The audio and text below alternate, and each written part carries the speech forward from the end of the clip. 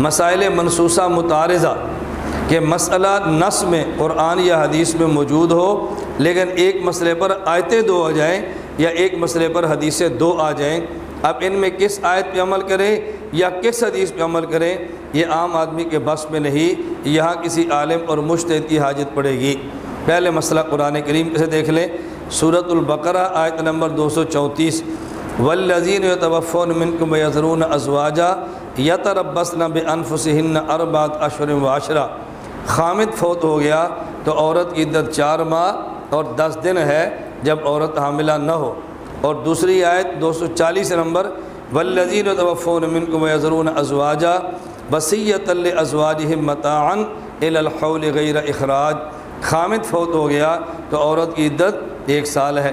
اب آیت نمبر 234 سورہ بقرہ سے پتہ چلا عدت 4 ماہ اور 10 دن ہے، اور سورہ بقرہ کی آیت نمبر 240 سے پتہ چلا کہ عدت 1 سال ہے۔ اب ہم کس آیت پہ عمل کریں، 1 سال والی یا 4 ماہ 10 دن والی؟ قرآنی ترتیب کو دیکھیں تو 4 ماہ 10 دن والی آیت پہلے لکھی ہوئی ہے اور 1 سال والی آیت بعد میں لکھی ہوئی ہے۔ اب قرآنی ترتیب کو تو ہم دیکھ کر فیصلہ کر نہیں سکتے، اب فقہا کی طرف جائیں گے تو فقیہ نے ہمیں سمجھا دیا، امام اعظم ابو حنیفہ نعمان بن ثابت رحمۃ اللہ علیہ نے، کہ 4 ماہ اور 10 والی آیت بعد کے دور کی ہے اور 1 سال والی آیت پہلے دور کی ہے۔ اس آیت کو پڑھنا ہے، اس پہ عمل نہیں کرنا، اس آیت کو پڑھنا بھی ہے، اس پہ عمل بھی کرنا ہے۔ اب دیکھو مجتہد کے پاس یہ ہے، ہمیں مسئلے کا پتہ چل گیا۔ اور حدیث میں اس کی مثال جامع ترمذی باب ما جاء فی التامین، حضرت وائل بن حجر رضی اللہ عنہ فرماتے ہیں، سمعت النبی صلی اللہ علیہ وسلم قرأ غیر المغضوب علیہم ولا الضالین، حضرت رسول اللہ صلی اللہ علیہ وسلم کو میں نے سنا آپ پڑھ رہے تھے غیر المغضوب علیہم ولا الضالین، فقال آمین، آپ نے ولا الضالین کے بعد آمین بھی فرمایا، ومد بہا صوتہ، اور آپ نے آمین اونچی آواز سے فرمایا، آمین کو کھینچا یعنی اونچی آواز سے فرمایا۔ کھینچنے کا تبھی پتہ چلے گا نا جب جہر ہو، جب جہر نہیں ہوگا تو کھینچنے کی سمجھ کیسے آئے گی؟ اس لیے مد بہا کو جہر بہا لازم ہے، یہ التزامی معنی ہے۔ بات سمجھ آ رہی ہے آپ کی؟ بتا جہر رہے ہیں اور لفظ مدہ لا رہے ہیں تو مد تبھی ہوگا نا جب جہر ہوگا، جب جہر نہیں ہوگا مد ہو تو سکتا ہے لیکن دوسرے کو پتہ کیسے چلے گا؟ یہ صحابی فرما رہے ہیں کہ جہر یہ کھینچا تھا، اس سے معلوم ہوتا ہے کہ انہوں نے سنا ہے، ورنہ مدہ بہا کبھی نہ فرماتے۔ حضرت دوسری وائل بن حجر سے روایت ہے، فرماتے ہیں ان النبی صلی اللہ علیہ وسلم قرأ غیر المغضوب علیہم ولا الضالین فقال آمین وخفض بہا صوتہ، رسول اللہ صلی اللہ علیہ وسلم نے ولا الضالین غیر المغضوب علیہم ولا الضالین پڑھا، پھر آمین فرمایا اور آمین آہستہ فرمایا۔ اب دیکھو دونوں روایتوں کے الفاظ بدل گئے، توجہ رکھنا، یہ نقطہ سمجھنا، لفظ بدل گئے ہیں۔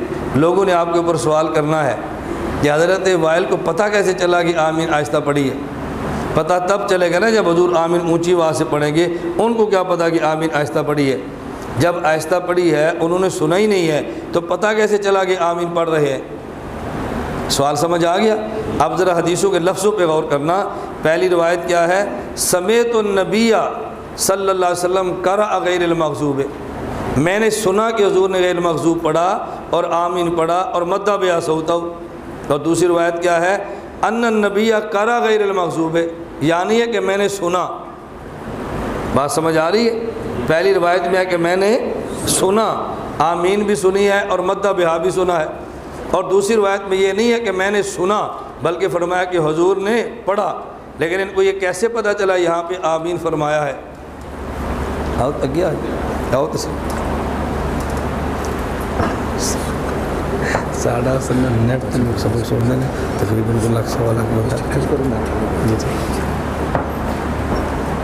اب آپ یہ ذہن میں سوال آئے گا کہ ان کو کیسے پتہ چلا یہاں پر آمین فرمایا؟ بات سمجھیں، اس کی وجہ یہ ہے، یہ بات متعین ہے کہ جب آدمی نماز پڑھے اللہ اکبر کہے، اگر آہستہ بھی پڑھے تو ہر کسی کو پتہ ہے کہ پہلے ثنا پڑھنی ہے، پہلے ثنا، اور اس کے بعد سورۃ الفاتحہ اونچی آواز سے پڑھے اور پھر خاموش ہو کے اگلی سورت کرے تو ہر کسی کو پتہ ہے کہ یہاں پر آمین ہی ہے۔